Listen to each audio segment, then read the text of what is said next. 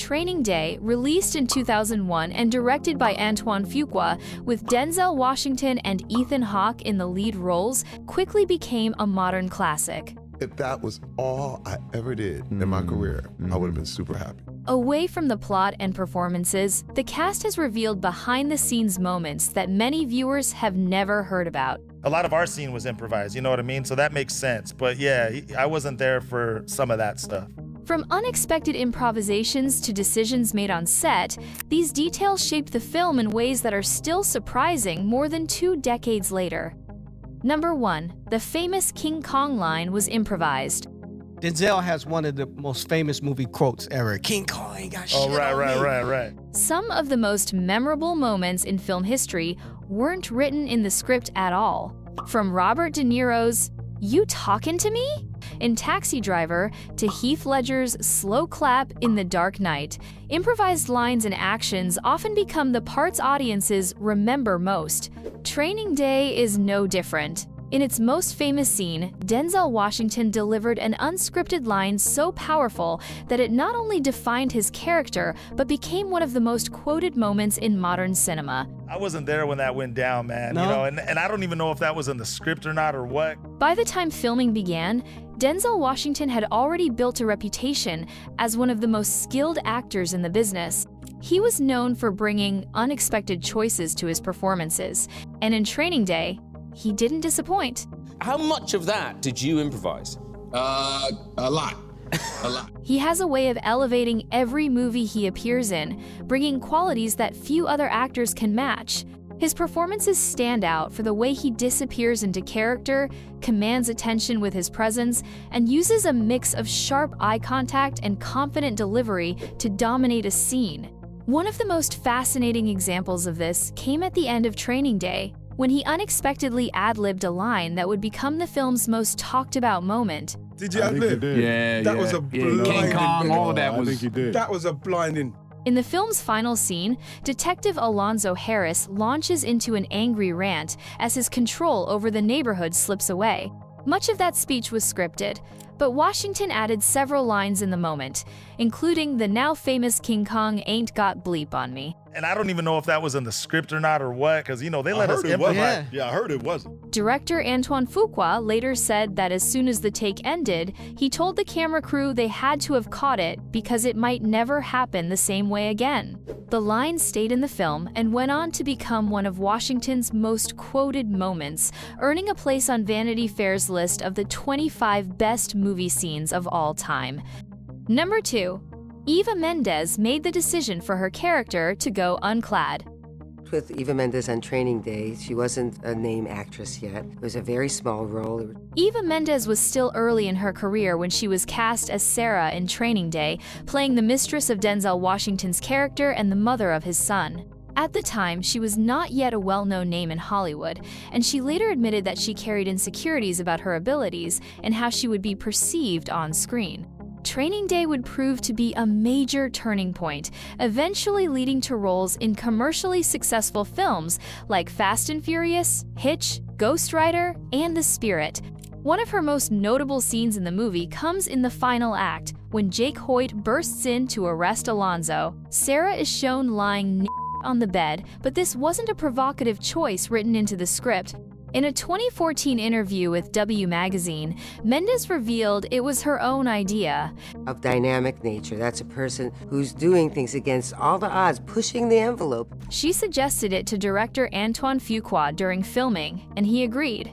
She said, "I've never had a problem with nudity, but I don't put it out there without a reason. I'm not an exhibitionist, but honestly for my art, I'll do almost anything." She said it was the honest thing to do for her character at that moment. She had just done a photo shoot for a magazine cover where she appeared half naked, and after speaking with director Antoine Fuqua, he said no one was going to go for full nudity, but to his surprise, she said she was willing to do it, and the director did not mind. Even though she walks the line between being a respected actor and being called a sex symbol, she never felt objectified. Nothing she does is an accident. "I might act like it's an accident, but the opposite is true. I'm incredibly calculated when it comes to my career," she said. Her take on nudity is far from her traditional views on love and relationships, and when it comes to her job, she had to put her all into it. Number 3. Macy Gray joined the Training Day cast because she wanted to work with Denzel Washington. Fuqua walks in and he goes, I have this movie called Training Day, and Natalie Renee McIntyre, known professionally as Macy Gray, is an American R&B and soul singer and actress. She is known for her distinctive raspy voice and a singing style heavily influenced by Billie Holiday. Before the movie Training Day, she hadn't featured in any movie. In fact, she was in the studio recording when director Antoine Fuqua asked her to join the cast. She had no interest in the movie, and she didn't even take it seriously. She was only interested in her music. During a 2021 interview with Daily Blast Live, the Grammy winner revealed that she initially thought Antoine Fuqua was crazy when he asked her to take the role, but that she quickly agreed to sign on when she found out Denzel Washington was involved. and I was like, what? And then That's when I signed up for the movie because I wanted to get a picture with him for my mom. That was my entire inspiration for doing that movie. I had no interest in acting, she confessed. I got to the set and I realized, oh my God, I don't know what to do. So I asked Denzel. I went to his trailer, and he said, just do yourself as your character. You know, which is basically what he is a master at, she added. On Thursday, March 25th's edition of the nationally syndicated talk show, Daily Blast Live co-host Lindsay Granger chats with Macy Gray about her new music, her role in the recently released horror film Phobias, and advice she received from actor Denzel Washington while filming Training Day 20 years ago. and we're sitting there and he goes, you know Denzel is in it. And I was like, what? and then I was like, okay, I'll do it, you know. In the interview with Daily Blast Live, Macy Gray revealed she initially wasn't sure about acting in Training Day when Antoine Fuqua offered her the role, but once she found out Denzel Washington would star in the movie, she agreed, with the primary goal of getting a photo with him for her mom. But when he said Denzel, you know, I just wanted to meet Denzel, you know. I was like, okay, I can get a picture with Denzel. But the singer later turned to the Academy Award winner for some crucial acting advice that she said helped her out with her performance. Years later, Gray has appeared in several dozen movies and TV shows, all thanks to Training Day. You might not believe the next thing on our list, but on number 4, Denzel Washington fought to change the Training Day ending. I purposely wanted everyone in the community to turn on him, and I wanted him to die in the most violent way. Detective Alonzo Harris is one of the most unforgettable villains in modern cinema. Charismatic, intimidating, and deeply corrupt, he spends the entire film pushing his rookie partner Jake Hoyt into a world of intimidation, extortion, and violence. Over the course of one day, Harris bribes gang members, manipulates witnesses, and even forces Jake to smoke at gunpoint, all while keeping himself one step ahead of both the law and his enemies. By the time the film reaches its final act, Harris has crossed everyone, including the Russian mafia, and the walls are closing in. What's the story? That the only thing I wrote on the cover of Training Day was the wages of sin is death. I had the end of that film changed. But in the original script, he didn't pay the price. Alonzo was written to escape, leaving Jake behind to deal with the fallout. For audiences who had just watched Harris abuse his power and destroy lives for 2 hours, that ending would have felt hollow. Washington recognized the problem. He knew the story was building toward a moral reckoning, and letting Alonzo walk away would undo the impact of everything that came before. In his words, the wages of sin are death. And since Alonzo had lived the worst way, he deserved to die in kind. Washington approached director Antoine Fuqua with his concerns and pushed for a different conclusion, one that would deliver justice without relying on a tidy, unrealistic resolution. The new ending would have the Russian mafia corner Harris and kill him, leaving Jake to walk away knowing that his refusal to become corrupt was the right choice. This change also deepened Jake's victory.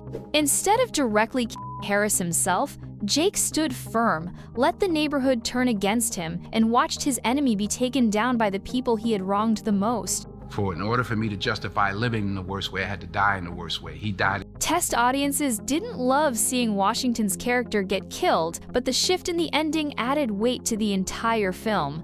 It brought the story to a morally satisfying close, showing that Harris's arrogance and corruption had finally caught up with him. For Washington, it was all about telling the story in a way that felt honest. The change also cemented his creative partnership with Fuqua, who agreed that the revised ending gave the film a stronger finish. But I purposely wanted him to be knocked down on the ground and crawl like a snake. And the years since, this decision has become part of the film's legacy, with many fans agreeing that Alonzo's violent death elevated Training Day from a well-acted thriller to a modern crime classic. Without Washington's insistence, audiences might have walked away from the theater frustrated, watching one of cinema's most memorable villains simply slip away without consequence. Number 5. The Palmwood Drive neighborhood featured in the movie was not dressed up.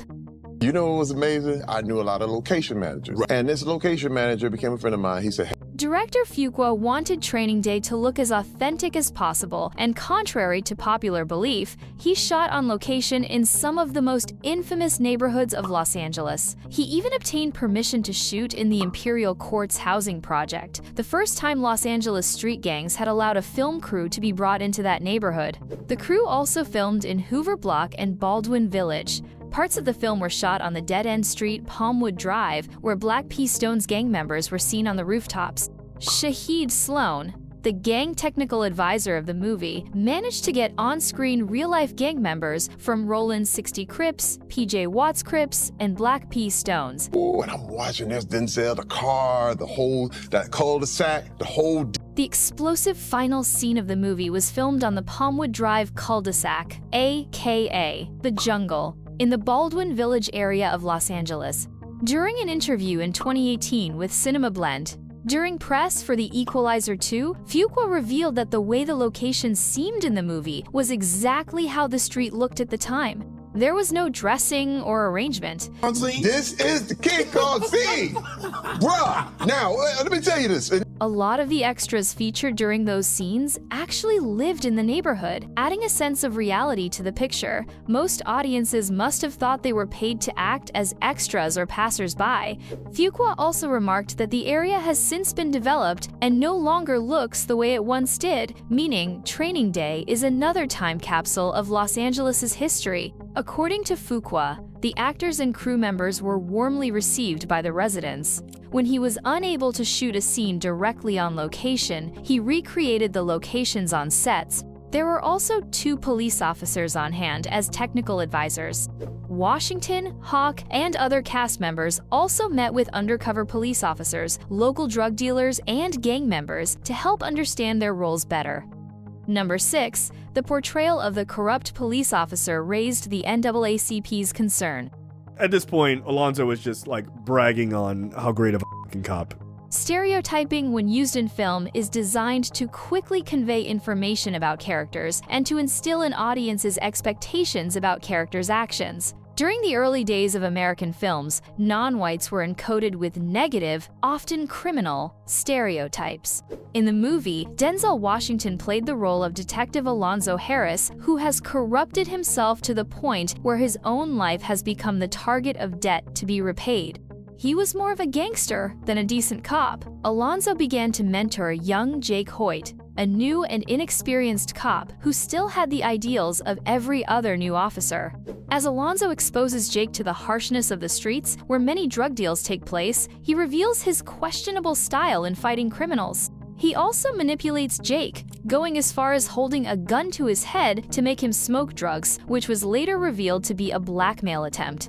There's something about the character that I think Denzel really likes. I know he likes the idea of... Denzel Washington's portrayal of a corrupt police officer raised concerns with the National Association for the Advancement of Colored People, NAACP. However, Denzel defended his role choice. His actions in the film, such as extortion, drug abuse, and directly contradict the principles and goals of the NAACP. He extorts money and uses it to pay for fake search warrants, revealing he favors street justice rather than legal justice. These actions are against the NAACP's mission to fight for civil rights and social justice. According to Ethan Hawke's interview with The Hollywood Reporter, the NAACP came to the set and said, "What are you doing, Hawke? And you know I never had a political organization talk to me about what roles I pick." And Denzel, I remember him saying, "What, Al Pacino can play a bad guy, Gene Hackman can play a bad guy.